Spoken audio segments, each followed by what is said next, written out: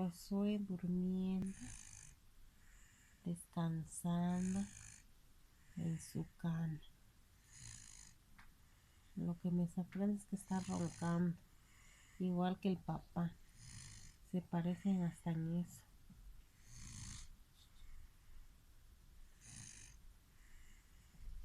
Ese parece mucho a su papá. Y hasta en los ronquidos también.